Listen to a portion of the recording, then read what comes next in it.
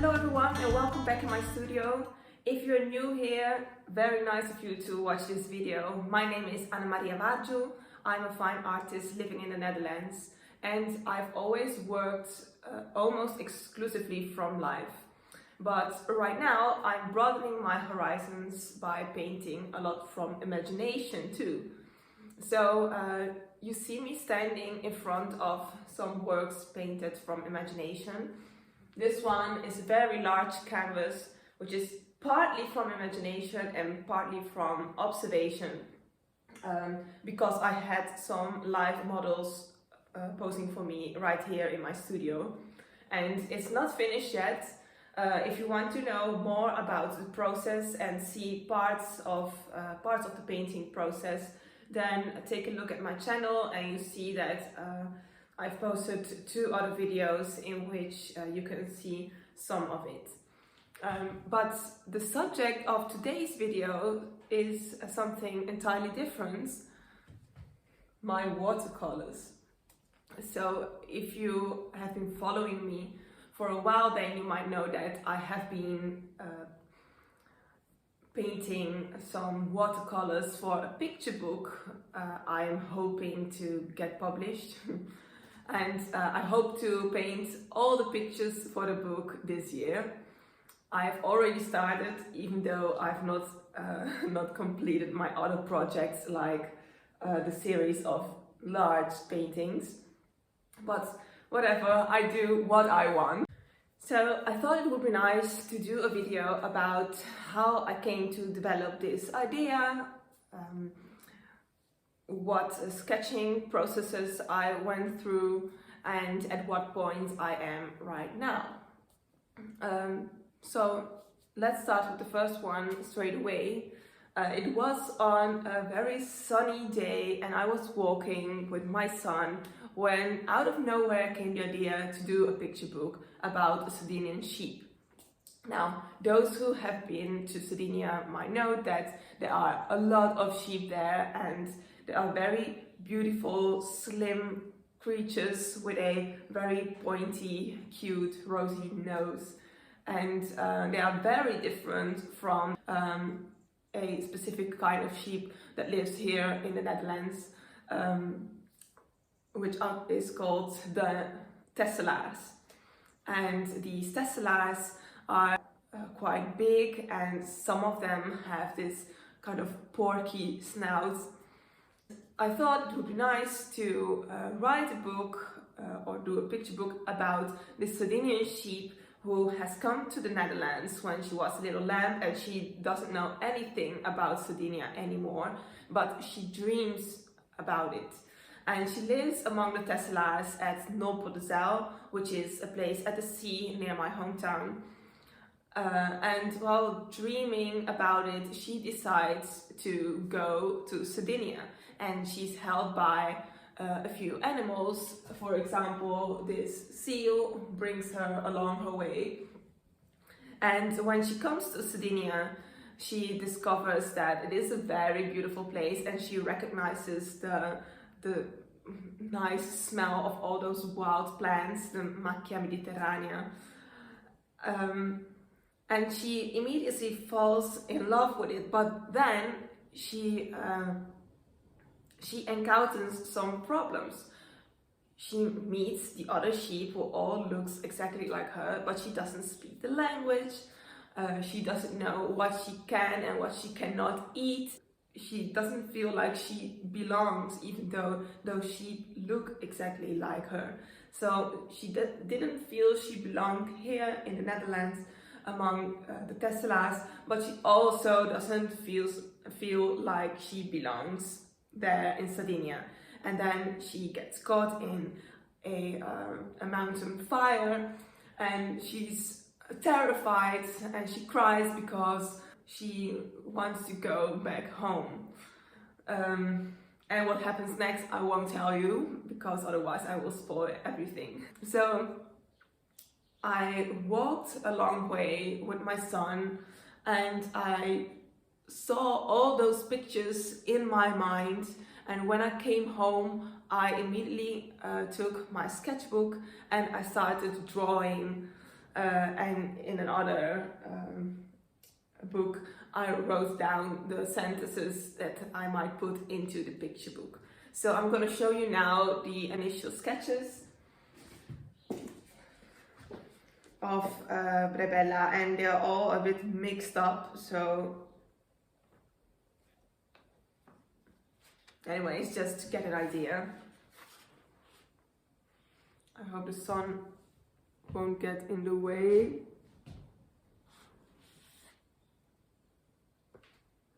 So here you see Brebella eating the same weeds in the rain and thinking, I want to go somewhere else. And here she's talking with the birds who have been to Sardinia, and they tell her all lovely things about it. And well, this one I'll show you later. Here she gets stuck in the mud on her way to the sea. So these are all the initial images. I'll show you the other ones.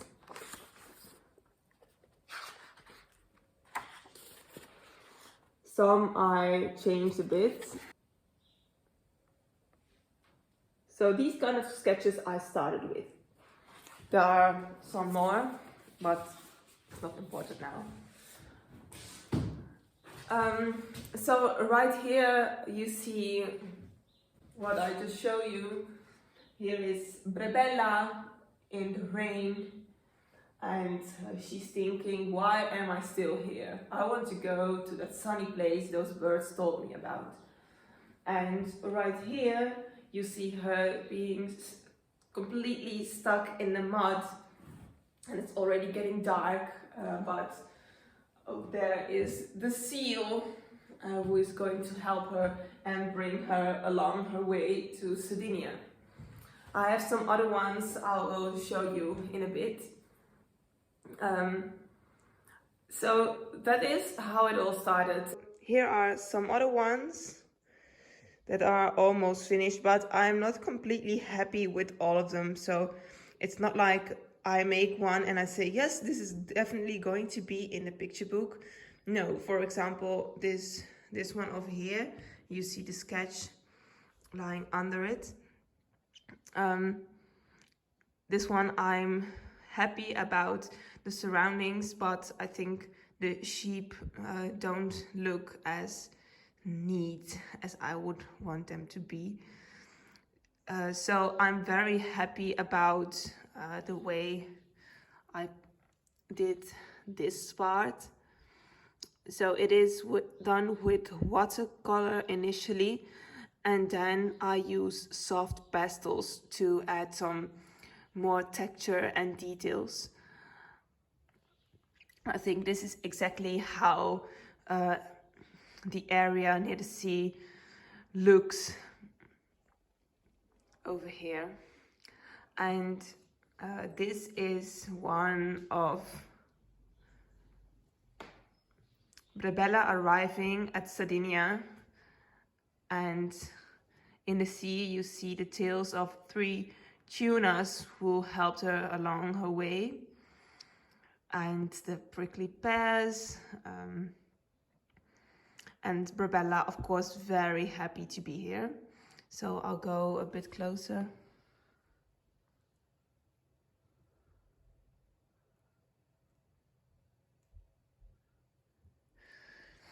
And I am happy with this one when it comes to how Brebella looks, and I like the prickly pears, but I said to my husband right from the start that I didn't like the shape of this bay and how it works with the sky.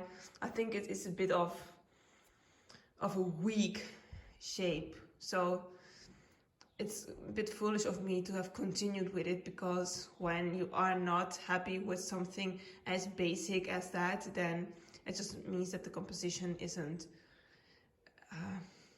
strong enough. And over here is one I am very happy about, because it is slightly more abstract than the rest, and I think it works very well.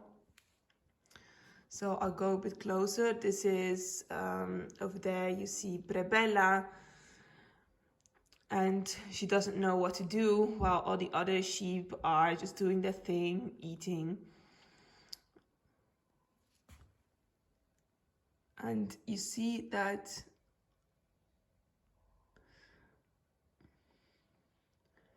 I've not put in that much details as I did with the other ones. So that's what I like about it. And of course over here is the empty space where the text can be put in. And here is the start of a fire. So here you see my spot. Let me show you.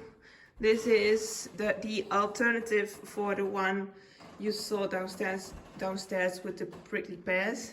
And don't mind the sound of the the floor. So I thought it would be nice to do one with Brebella over here. I'm going to work on this one today, so it's not finished. Brebella at Arbatax, where the red rocks are. And over here you see my watercolor palette. It's all dry right now because I came here in my studio and I thought I'm going to do this video straight away. So I have to clean it and then get started again. Here is my water, and these are my colors. This one I never use. I don't know why it is here. Brushes. And I have these two ones over here for more details. But usually I use only the big ones. And I always have this towel to clean and dry my brushes. A box I got from my grandmother full of nice soft pastels in all colors. And with these ones I add more texture and detail. So I already started adding some here as well. You see, you get a very nice texture, which gives the painting a new dimension. So that's this is, well, what I've put, I think 1, 2, 3 layers on this one. No, 4 mainly. So I started making everything this color pink, and then when that was dry I added the blue over here and over here, and after that was dry I added a kind of greenish color you still see here on my palette, this one, over the pink here. And then I added another layer of that only on Brebella. And what follows after that are the details. So, and you see that those layers give a very nice effect when it dries. And that is specifically on this kind of paper, which I love. It is Hahnemühle. You see the mark over here. Hahnemühle copper plate. So that is really the kind of paper that wins the battle of the watercolor papers, even though it isn't meant specifically for watercolor, but as the name suggests, for well, copper plates, so etchings. And the only drawing I do when I start is something like this. So there are only a few lines, otherwise the paint might get dirty. And well, I could add some more lines, but it would be well, kind of foolish, because most of the lines just disappear when you add the first layers. So this is the last thing I'm going to show you. Here you have the first layer of my next watercolor I am going to work on today. This is Brebella running away from a fire. You still cannot see anything of the fire, but you can see the nice texture of the first layer. So I hope you found this video about my watercolors interesting. Next time I hope to show you also a bit of the painting process, but it is kind of hard to record it in that corner over there, because I have a very weird light that keeps trembling on the video. So I think I have to wait for a very light day in the spring to record the watercolor painting process over here without the weird trembling light. Anyway, next time I hope to show you something of this one, or maybe a demo.